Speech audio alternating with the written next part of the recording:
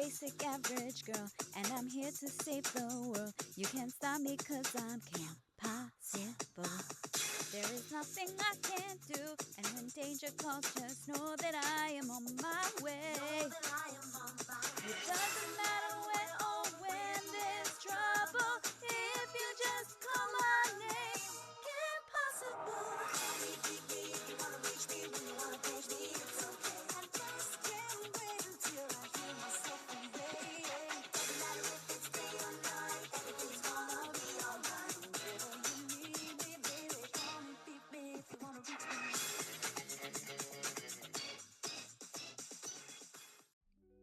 Hey everyone. So, we just got back from hitting up Retro Games Plus, and you can actually check out the video of that trip if you're curious. I'll try to link it in the description or somewhere up here. But one of the really cool finds I snagged was Kim Possible 3 game for the Game Boy Advance, also known as Team Possible. And I've honestly, I've been having a blast diving back into that nostalgic goodness. So I wanted to chat about it a little bit today, especially in the context of the other Kim Possible games. Seriously, so playing Team Possible has been such a treat.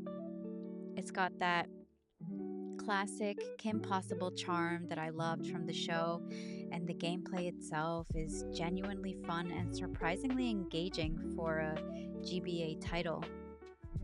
Though I have to chuckle, it did throw me for a loop a couple of times. I actually got unexpectedly stuck on a particular puzzle involving the DS controls versus the computer interface, where I for some reason seemed to breeze right through the computer sections. Go figure, right? Sometimes those handheld versions, despite their seemingly simpler nature, can have those little tricky bits that really stump you. Now, while I'm currently enjoying Team Possible, I haven't actually had the chance to fully experience the Kim Possible gaming universe by playing the second game, Draken's Demise, or the original that started it all, Revenge of Monkey Fist. However, I've been doing a little digging and listening to what other fans online have to say, and the general consensus seems to be that Team Possible is considered a pretty significant step up from those earlier titles by a lot of longtime fans. Apparently, the first game, Revenge of Monkey Fist, while it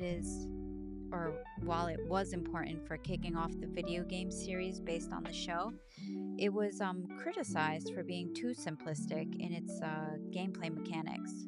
From what I've gathered, it was fairly straightforward side-scrolling platformer without a whole lot of depth or variety to the challenges. It was probably fine for younger players at the time, but it lacked the complexity that many fans were hoping for from a Kim Possible game. Then came Draken's Demise, the second installment in the series. Now, this one apparently had a bit more going on in terms of gameplay, but one of the biggest and most consistent complaints I've heard leveled against it is the glaring omission of being able to play as Ron Stoppable.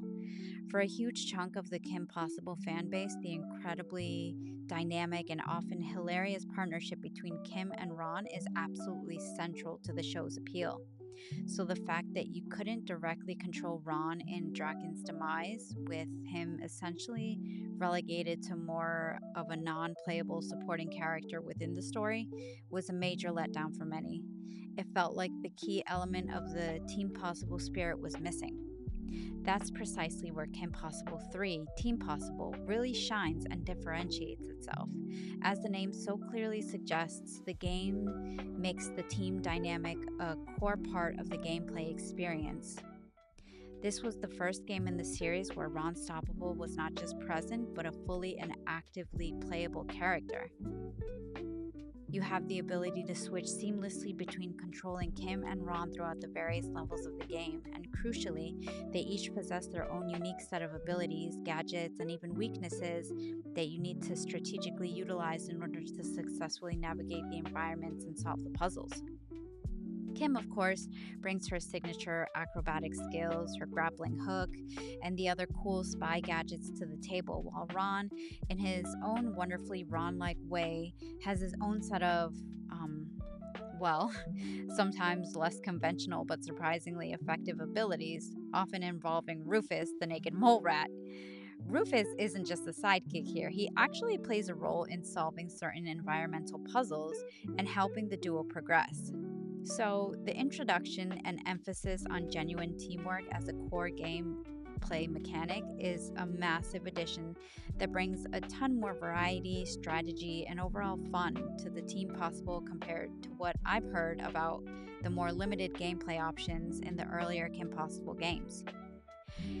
Hearing that Ron was finally fully playable is in this one definitely solidified my excitement about this retro find and makes me appreciate it even more. If you like this video, please subscribe, like, and check out the other videos that we have. Alright, stay tuned guys. Thanks for watching.